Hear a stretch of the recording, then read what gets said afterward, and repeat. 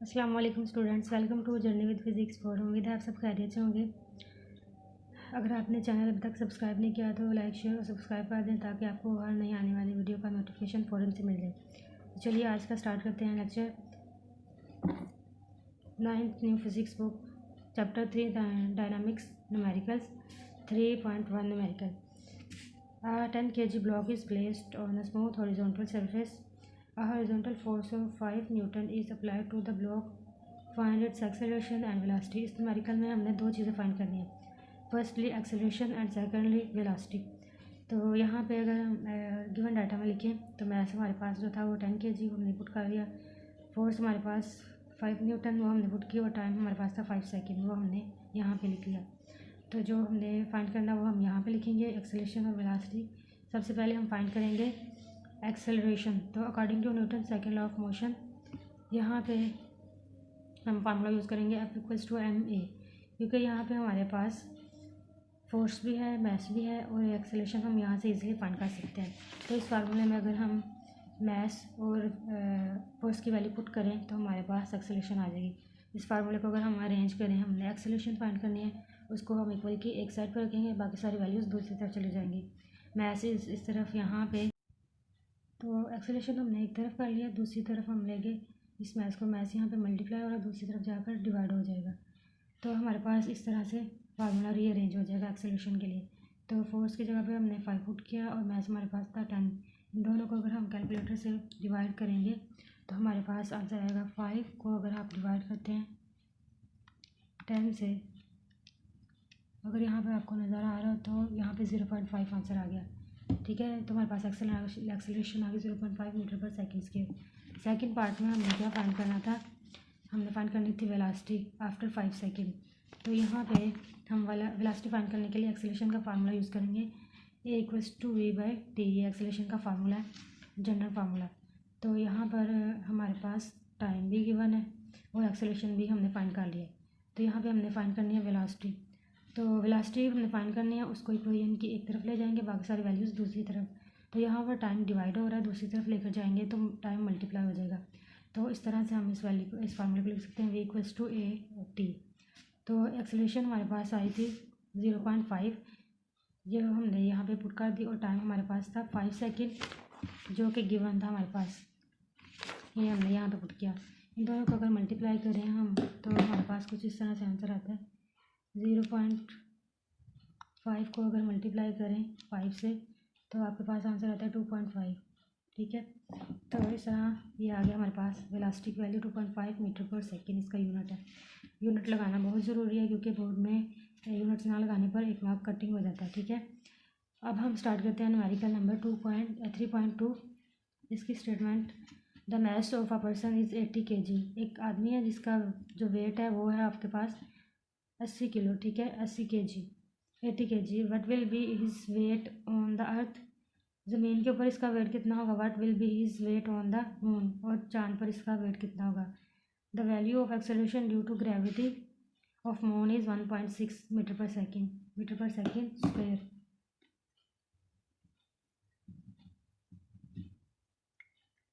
तो सबसे पहले हम गिवन डाटा लिख लेते हैं।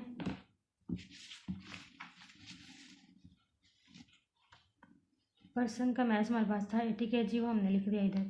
अब हमारे पास जो अर्थ के ऊपर स्मॉल जी की वैल्यू होती है वो होती है हमारे पास 10 मीटर पर सेकेंड स्क्वायर। ये आपने याद रखनी होती है, ये गिवन डाटा में नहीं थी।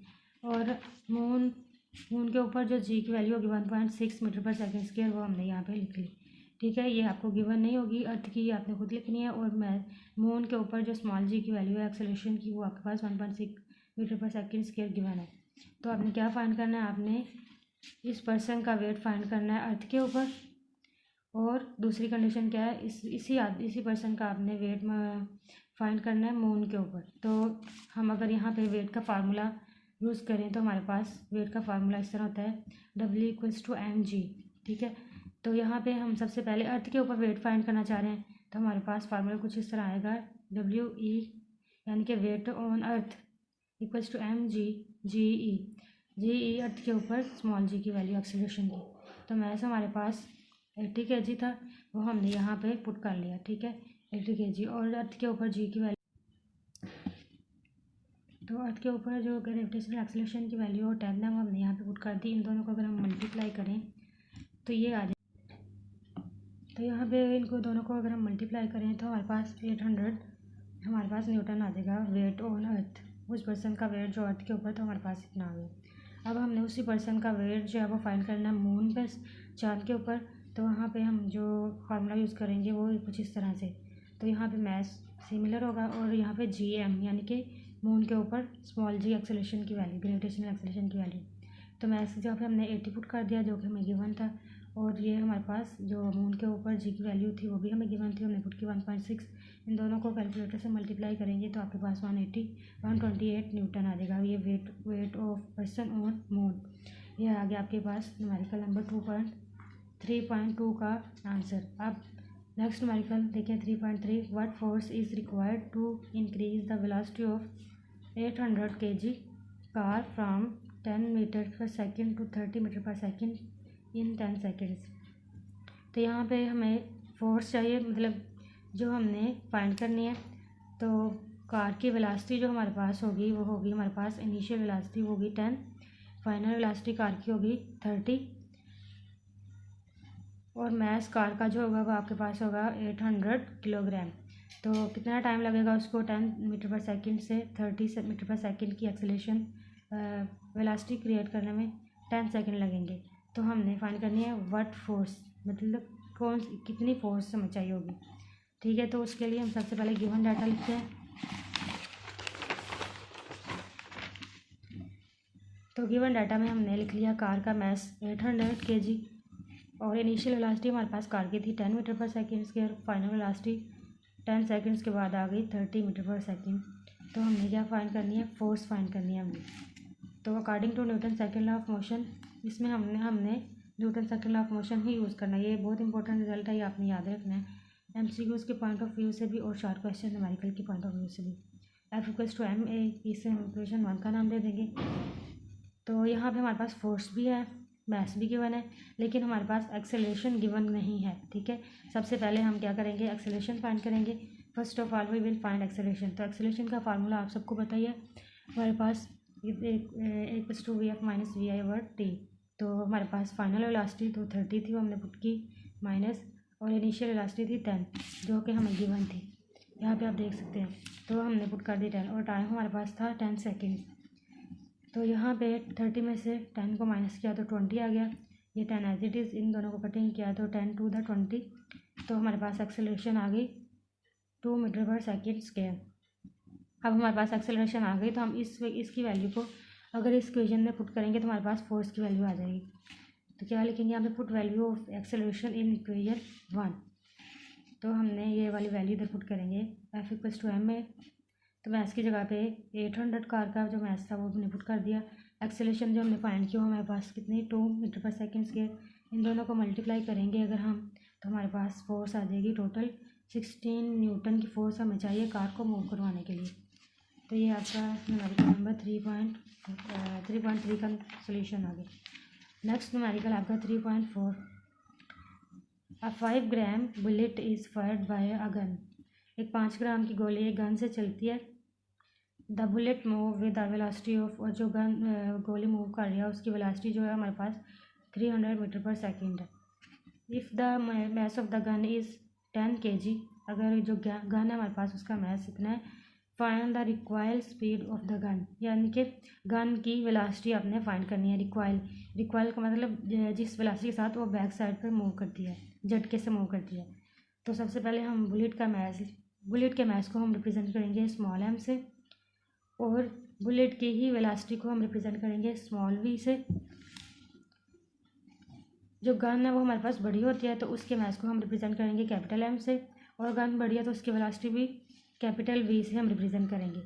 ये आ गई आपके पास बुलेट, गोली का मास और गोली की वेलोसिटी को स्मॉल लेटर्स में रिप्रेजेंट करेंगे, और गन के जो मास और वेलोसिटी को कैपिटल लेटर्स में रिप्रेजेंट करेंगे। ये आपने डिफरेंस रखना है। तो आपके पास जो मास है बुलेट का वो है 5 ग्राम। अगर हम इसको केजी में कन्वर्ट करना चाहेंगे, क्योंकि ये हमारे पास ग्राम बेस यूनिट नहीं है, पहले इसको बेस यूनिट्स में हम कन्वर्ट करेंगे। तो किलोग्राम में कन्वर्ट करने के लिए 1000 से मल्टीप्लाई और 1000 से ही हम डिवाइड करेंगे। अगर हम इनको डिवाइड करेंगे तो यहाँ पे आपको पता है किलो की वैल्यू होती है हमारे पास 10⁻³ जो कि 1000 के इक्वल है। तो यहाँ पे फर्स्ट वाली वैल्यू में जो हम लिखेंगे 5 के साथ इसकी जगह पे हम लिख लेंगे के और ये आ गया जी किलोग्राम। तो ये 1000 इसको इससे डिवाइड अगर हम करेंगे कैलकुलेटर से तो कुछ इस तरह से आंसर आ जाएगा। तो हमारे पास मास बुलेट का आ गया बेस यूनिट में 0.05 किलोग्राम। तो वेलोसिटी बुलेट्स की हमारे पास थी 300 मीटर पर सेकेंड। और हमारे पास जो गन बड़ा साइज़ की गन थी उसका मास था हमारे पास 10 kg।